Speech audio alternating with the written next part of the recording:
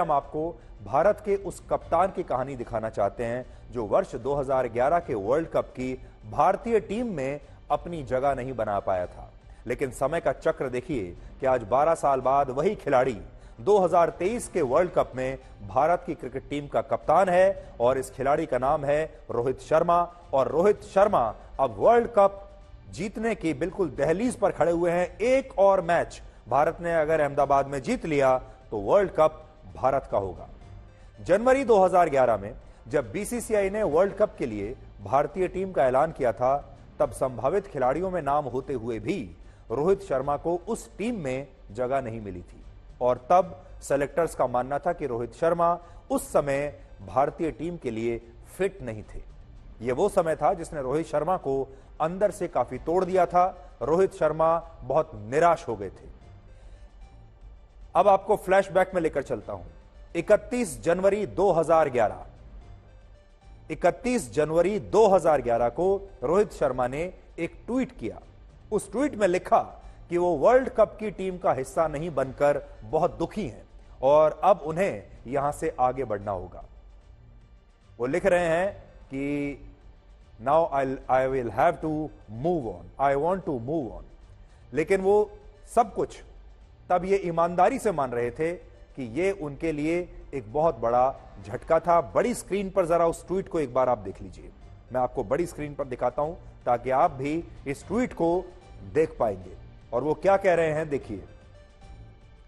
इसमें लिखा है, really disappointed of not being the part of the World Cup squad. I need to move on from here but honestly it was a big setback.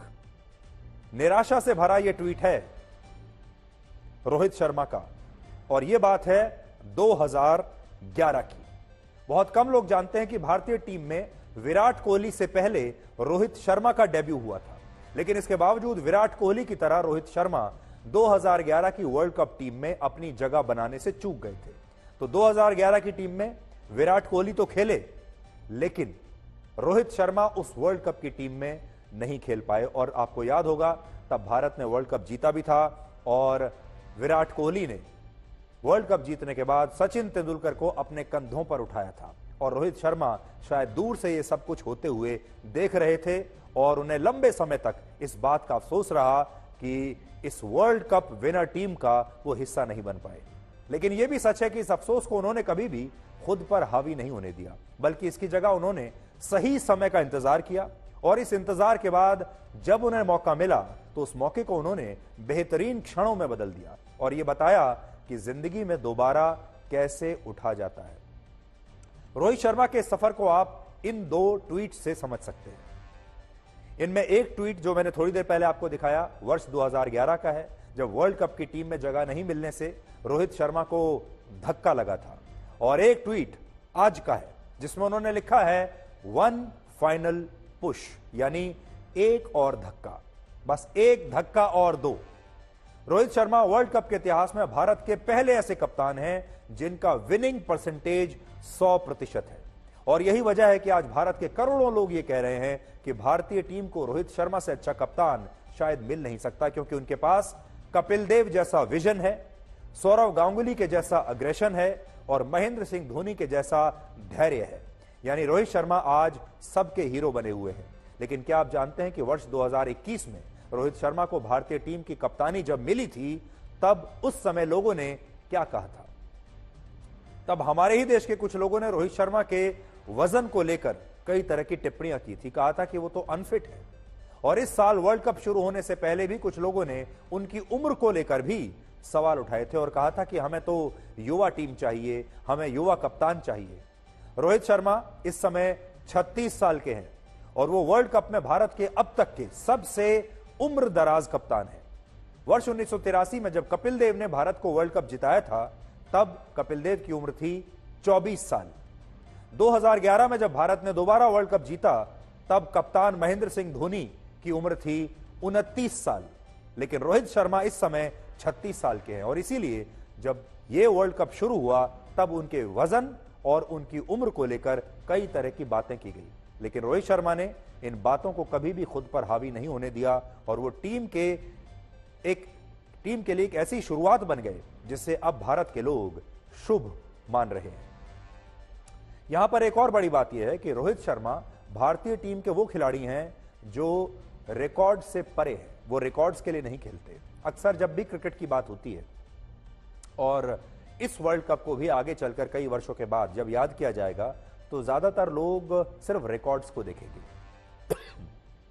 मान लीजिए किसने सबसे ज्यादा run बनाए, किसने सबसे ज्यादा विकेट लिए, इस तरह के रिकॉर्ड्स को देखकर ही लोग खिलाड़ियों को आंकते हैं और उनके प्रदर्शन को आंकते हैं। लेकिन कई बार रिकॉर्ड्स भी आपको सही तस्वीर नहीं दिखाते।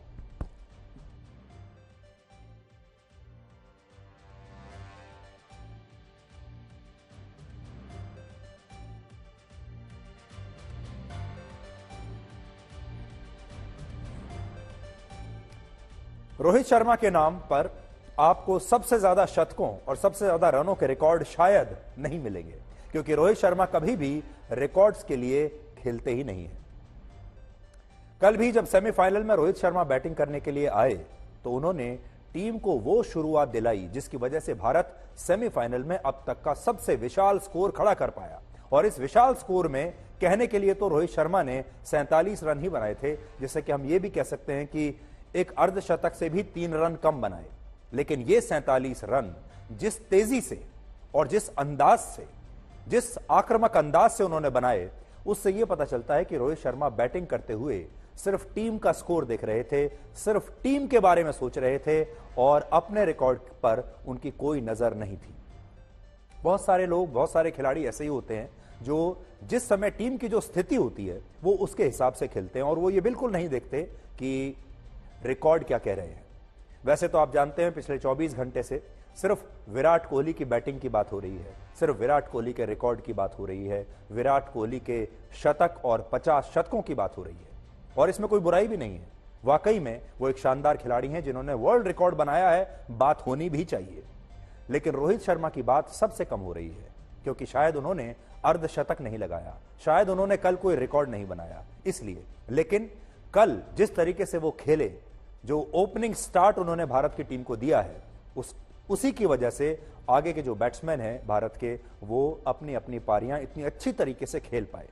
ये ठीक वैसा ही है जब लोग किसी विशाल और बहुत ही सुंदर बिल्डिंग को देखते हुए ये भूल जाते हैं कि उस बिल्डिंग की नींव किसने तैयार की थी। और रोहित शर्मा की कहानी भी बिल्कुल ऐसी ही है, जो आंकड़ों और रिकॉर्ड्स में शायद उतनी फिट नहीं बैठती, लेकिन उनकी कहानी से यह सीखा जा सकता है कि जीवन में अगर दोबारा उठो तो ऐसे उठो।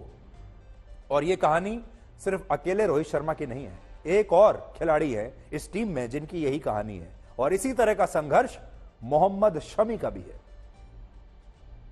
मोहम्मद शमी 33 साल के हैं, रोहित शर्मा 36 साल के हैं और शमी उनसे 3 साल छोटे हैं।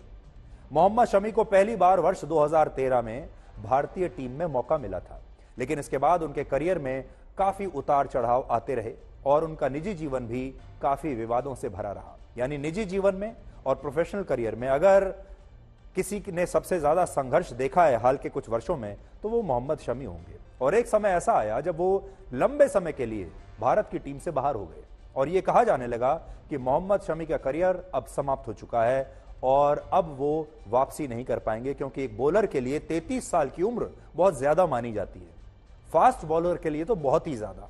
लेकिन मोहम्मद शमी ने अपने मुश्किल समय में भी खुद को कमजोर नहीं पड़ने दिया।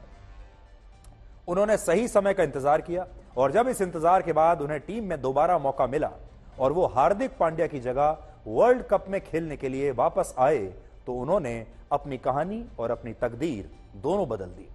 उन्होंने लंबे इंतजार के बाद मेरे इस मौके को एक मुकाम बना लिया और इतना शानदार प्रदर्शन किया कि अब वो न सिर्फ इस वर्ल्ड कप में सबसे ज्यादा विकेट लेने वाले गेंदबाज बन गए हैं, बल्कि वो वर्ल्ड कप के इतिहास में भारत की तरफ से सबसे ज्यादा विकेट लेने वाले गेंदबाज भी अब बन गए हैं। बड़ी बात यह है कि मोहम्मद शमी, हम पहले भी आपको कह रहे हैं कि रिकॉर्ड्स तो अलग है, लेकिन मोहम्मद शमी अपने दम पर भारत को मैच जिताते हुए आ रहे हैं। मोहम्मद शमी का संघर्ष बताता है कि अगर सही समय का इंतजार किया जाए, और ये वो समय जो होता है जिसे हम लोग बुरा समय कहते हैं, उस बुरे समय में निराशा की जगह पूरी लगन के साथ, पूरी मेहनत के साथ जिंदगी दोबारा उठने का अगर आपको मौका देती है, उस दौरान जो आपका निराशा का समय होता है, उस दौरान अगर आप अपनी परिश्रम में कोई कमी ना आने दें, अपनी इच्छा शक्ति को बरकरार रखें और आपके पेट में जो आग लगी है उस आग को और ज्यादा बढ़ने दें, तो फिर वो मौका आपसे कोई छीन नहीं सकता। और जब वापसी होती है तो ऐसे होती है जैसे मोहम्मद शमी ने की है।